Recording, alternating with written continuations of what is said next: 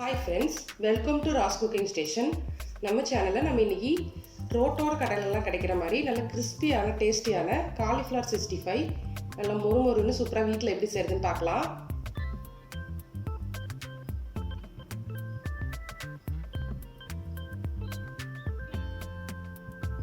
Cauliflower 65 செய்யறதுக்கு நான் இன்னைக்கு மீடியம் சைஸ்ல ஒரு காலிஃப்ளவர் எடுத்துர்க்கேன்.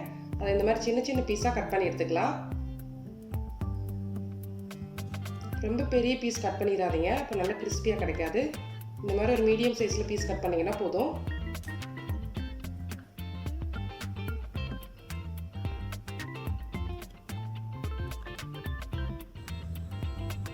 இப்போ நம்ம கட் பண்ணி வச்ச காலிஃப்ளவரை நம்ம சுடுதண்ணியில் போட போகிறோம். அதுக்காக ஒரு பாத்திரத்தில் தண்ணி சூடு பண்ணியிருக்கேன். அதில் கொஞ்சமாக உப்பு சேர்த்துக்கலாம். நம்ம காலிஃப்ளவரில் எப்பவுமே பூச்சி புழுலாம் இருக்கும், அதுக்காக நம்ம சுடுதண்ணியில் லைட்டாக போட்டு எடுக்கணும்.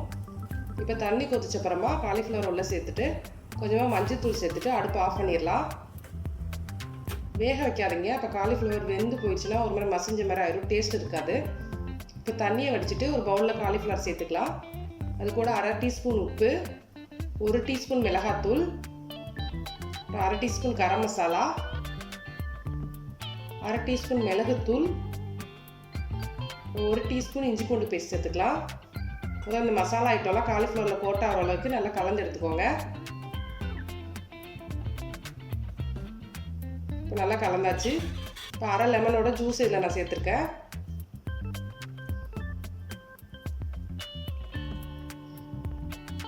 இப்போ தேவையான மாவெல்லாம் சேர்த்துக்கலாம். நான் இன்றைக்கி 2 டேபிள் ஸ்பூன் மைதா மாவு, 1/2 table spoon cornflour, 1/2 table spoon அரிசி மாவு சேர்த்துருக்கேன். நீங்கள் பெரிய சைஸ் காலிஃப்ளவர் எடுக்கிறீங்கன்னா எல்லா மாவுமே இதிலேருந்து 2 மடங்கு சேர்த்துக்கோங்க. இது மீடியம் சைஸ்னால இந்தளவு மாவு கரெக்டாக இருக்கும். இப்போ கொஞ்சமாக தண்ணி தெளித்து நல்லா கெட்டியான மாவாக பிசைஞ்சு எடுத்துக்கலாம். ரொம்ப தண்ணி ஆயிட வேண்டாம், நல்லா கெட்டியாக பிசைஞ்சுக்கோங்க. இப்போ காலிஃப்ளவர் கூட மாவு மசாலாலாம் கலந்து ரெடி பண்ணியாச்சு. இப்போ பொரிக்க தேவையான அளவு எண்ணெய் சேர்த்துக்கலாம். எண்ணெய் நல்லா சூடாகட்டும். இப்போ நம்ம மசாலா தடவை காலிஃப்ளவரை ஒன்றா எண்ணெயில் சேர்த்துக்கோங்க.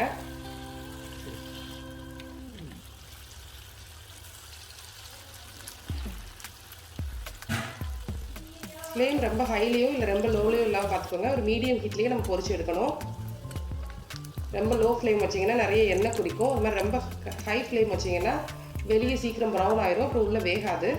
ஸோ மீடியம் ஃப்ளேமில் பொறுமையாக பொரிச்சு எடுத்துக்கோங்க.